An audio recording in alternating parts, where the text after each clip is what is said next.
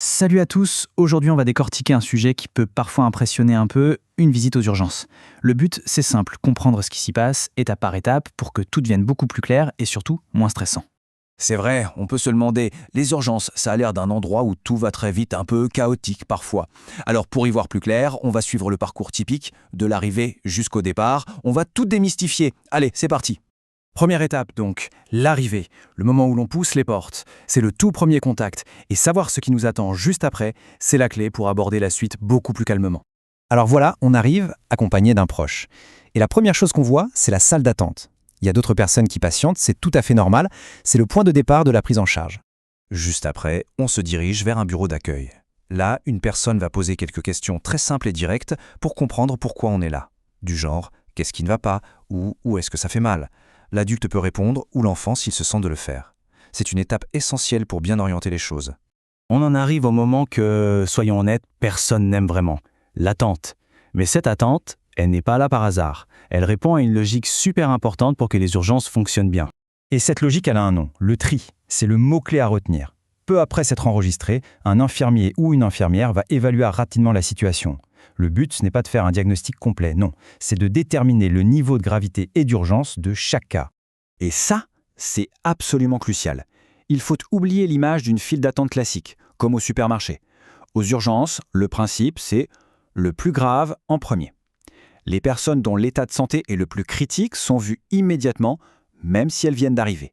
Prenons un exemple tout simple pour bien comprendre. Quelqu'un arrive et a de grosses difficultés à respirer.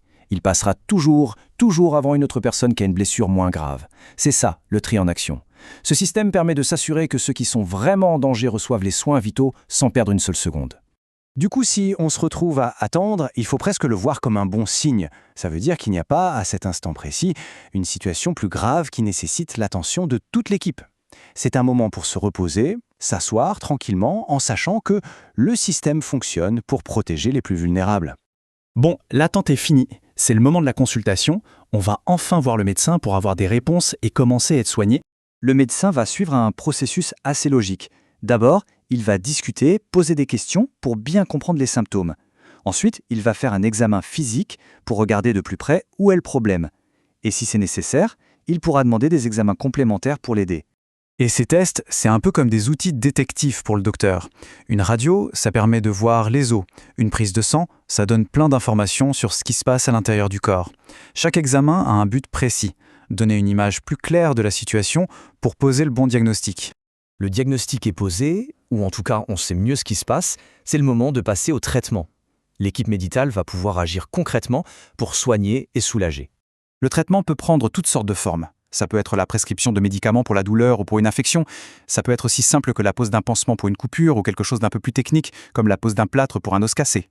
Et puis, à la fin de la visite, il y a deux grandes issues possibles. Soit le problème peut être géré à la maison et on repart avec des instructions et un traitement, soit l'état de santé demande une surveillance plus attentive et dans ce cas, une hospitalisation peut être nécessaire. Pour conclure, s'il y a une seule chose à retenir, c'est vraiment celle-là. Les urgences sont un lieu conçu pour une mission. Aider en priorité absolue les personnes qui en ont le plus besoin. Tout le système est construit autour de cette règle d'or. Alors maintenant que tout ce parcours est plus clair, la vraie question devient comment on peut servir de tout ça pour rassurer un enfant. Peut-être qu'en lui expliquant ces étapes, simplement, on transforme la peur de l'inconnu en une expérience beaucoup plus prévisible et donc plus gérable. C'est sans doute ça la clé pour une visite aux urgences plus sereine. Merci de nous avoir suivis.